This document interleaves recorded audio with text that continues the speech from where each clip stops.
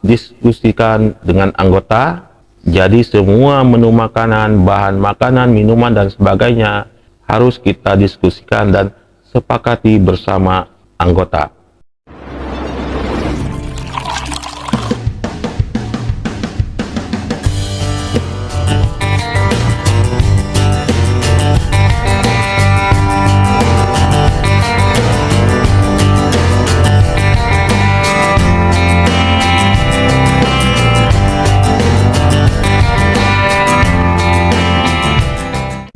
Sobat Alam, kita sampai pada materi manajemen perjalanan, perencanaan, konsumsi. Di tahap perencanaan konsumsi ini kita masih berada di prakegiatan, artinya kita masih berdiskusi, mencari referensi dan sebagainya di rumah atau sekretariat organisasi. Dan perencanaan konsumsi ini apa saja yang harus kita diskusikan adalah yang pertama, diskusikan dengan anggota. Jadi semua menu makanan, bahan makanan, minuman dan sebagainya harus kita diskusikan dan sepakati bersama anggota. Beda dengan Sobat Alam bila melakukan pendakian dengan solo hiking atau solo backpacker maksudnya. Tapi tetap Sobat Alam harus punya skill, pengalaman dan sebagainya dan mencari referensi bahan konsumsi, makanan dan minuman apa yang sesuai pada saat melakukan pendakian ke gunung yang akan kita tuju. Yang kedua, merencanakan berapa kali makan selama kegiatan pendakian. Yang ketiga, usahakan bahan makanan yang instan. Ingat Sahabat Alam, yang ketiga ini bukan berarti instan dan murah. Pengertian instan adalah praktis, ekonomis, kita gunakan, kita mengolahnya di saat melakukan pendakian pegunungan, baik di shelter maupun di lokasi base camp. 4. Setiap bahan makanan atau minuman sesuai referensi yang dianjurkan, termasuk kandungan karbohidratnya misalnya. Kita harus sesuaikan dengan kondisi gunung, kondisi cuaca atau iklim saat ini. Misal, pada saat cuaca sedang musim kemarau, gunung yang akan kita tuju dengan ketinggian 3000 tentunya akan memiliki pengaruh.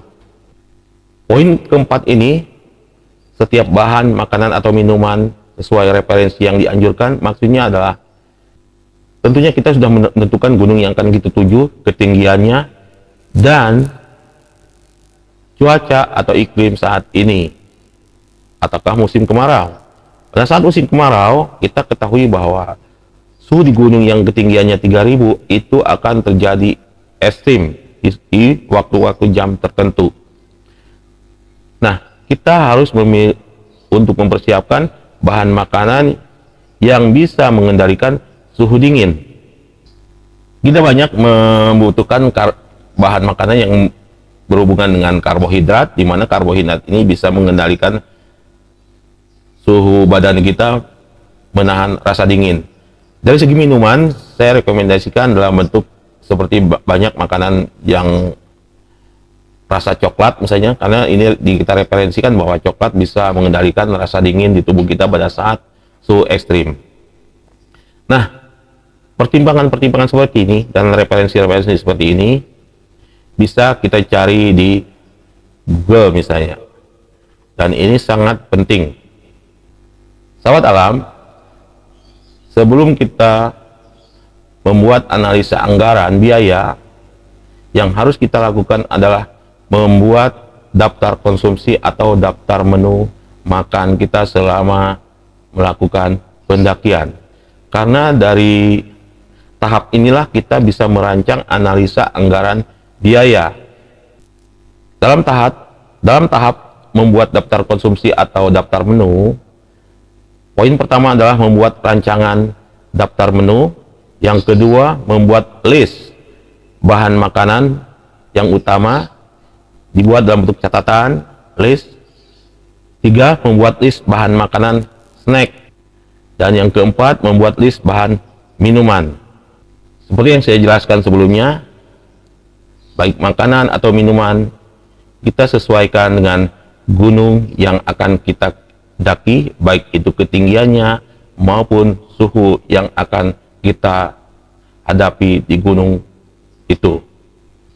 Dan jangan lupa juga dari segi makanan dan minuman ini pertimbangan juga dengan kebutuhan setiap anggota tim.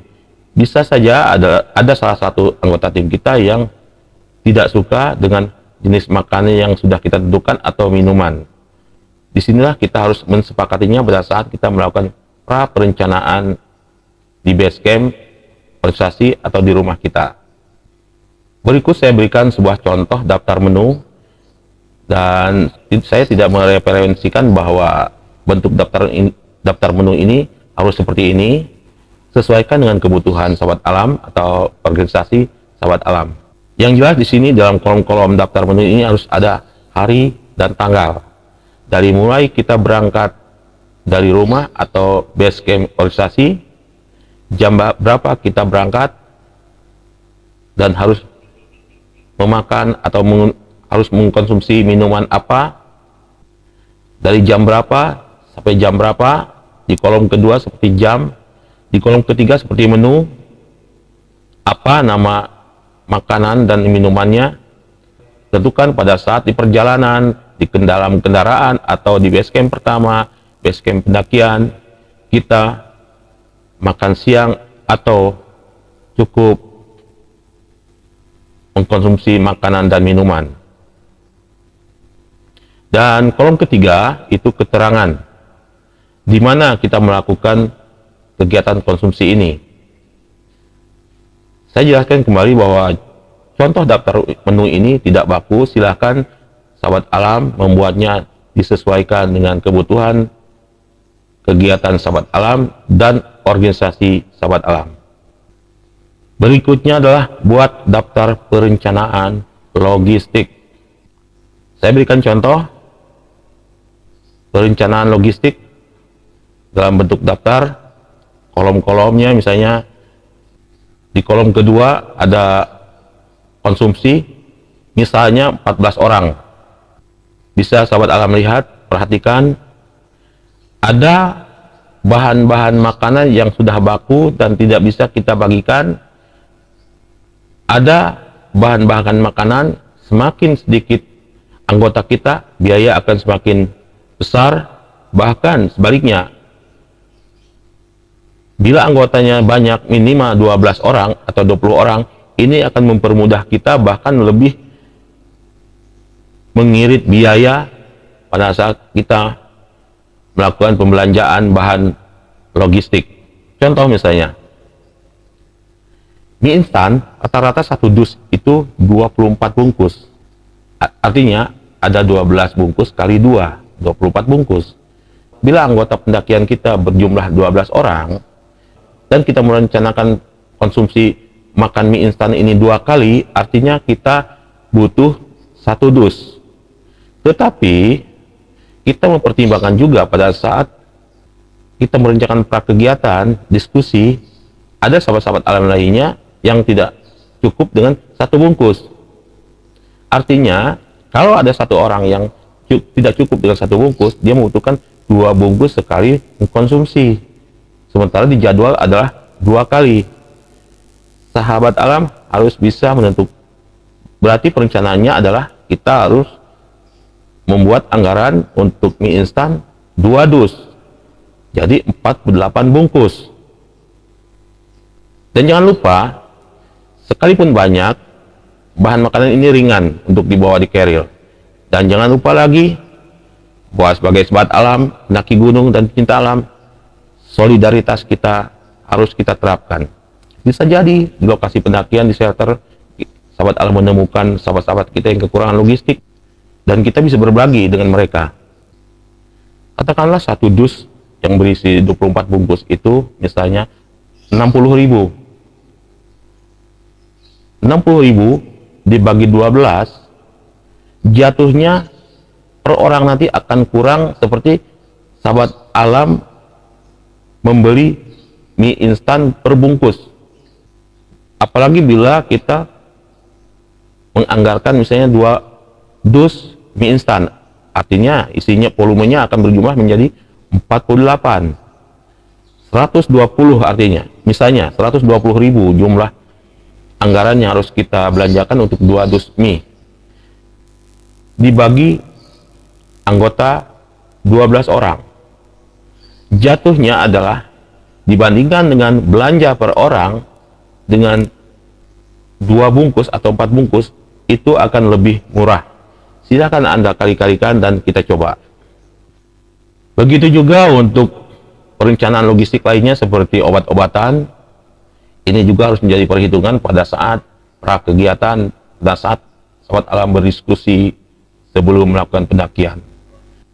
Pada penjelasan sebelumnya, kita akan berinterogasi dan berdiskusi, termasuk diantaranya adalah mungkin di antara anggota sahabat alam yang akan melakukan pendakian punya gejala-gejala penyakit akut, dan itu harus jujur disebutkan atau diperjelas di pasca kegiatan atau pada saat diskusi. Karena dengan jujur kita akan mempersiapkan bahan logistik dalam bentuk obat-obatan, misalnya yang punya gejala akut migran misalnya, kita sudah mempersiapkan dalam bentuk misalnya obat-obatan dan berapa biji yang harus kita beli. Dan hal-hal lainnya seperti yang sahabat alam lihat di tabel ke-6, yaitu P3K, perlengkapan mandi dan P3K ini, silakan sahabat alam perhatikan dan mungkin ini menjadi referensi, tapi sesuaikan dengan keperluan sahabat alam untuk melakukan perjalanan pendakian ini. Setelah kita membuat list perencanaan belanja, membuat perencanaan daftar menu, disinilah kita bisa menentukan anggaran belanja, dan akhirnya kita bisa merangkum dalam sebuah jumlah biaya per orang. Contoh di kolom yang saya berikan ini adalah jumlah peserta 14 orang melakukan pendakian ekspedisi ke Gunung Dempo tahun 2017. Jumlah anggota timnya adalah 14 orang. Kita akan ketemu di sinilah setelah kita membuat list, membuat anggaran-anggaran daftar menu makanan dan minuman, dan berapa anggaran transportasi. Akhirnya kita ketemu bahwa per orang jatuhnya itu 350.000. Ini misalnya dari titik Kota Bengkulu menuju Kota Pagar Alam, sampai pulang ke Kota Bengkulu kembali. Kita lihat transportasi pulang pergi telah ditentukan berjumlah 150.000. Itu termasuk untuk membayar estimasi pendakian. Jumlah konsumsi 171.650 rupiah. Termasuk di sini adalah bahan makanan, minuman, dan snack. Di sini juga ada kolom P, konsumsi. Itu artinya adalah dana persiapan yang harus dikeluarkan oleh anggota. Bila dana ini terpakai, bila kita kekurangan dana pada saat melakukan estimasi, mungkin seharusnya kita tidak menginap di base camp, akhirnya harus menginap dan kita mengeluarkan biaya, kita sudah siapkan anggaran. Di kolom berikutnya adalah perlengkapan tenda. Bisa jadi dari checklist yang kita punya, kita ada punya kekurangan, mungkin pasak tenda, mungkin tali tenda. Di sini kita tetapkan per orangnya 14.000. Kalaupun misalnya ini tidak digunakan untuk belanja, minimal kita punya anggaran lebih yang bisa kita masukkan ke kas organisasi. Penerangan termasuk adalah untuk mungkin membeli baterai untuk senter yang akan kita gunakan. Kita harus punya cadangan baterai pada saat kita melakukan pendakian. Dan di sini adalah P3K yang sebelumnya saya perlihatkan tadi. P P3K berjumlah 19.000 per orang. Total pengeluaran per orangnya atau biaya per orangnya adalah 350.000. Buat sahabat alam yang baru bergabung di channel ini, saya mohon dukungan dan solidaritasnya dengan cara tekan tombol like, share kepada sahabat alam lainnya agar lebih berguna. Jangan lupa bantu subscribe dan tekan tombol lonceng agar sahabat alam tidak tertinggal dengan materi-materi berikutnya dari Gap Channel. Saya Rudi Agusman bersama Gap Channel. Salam kali.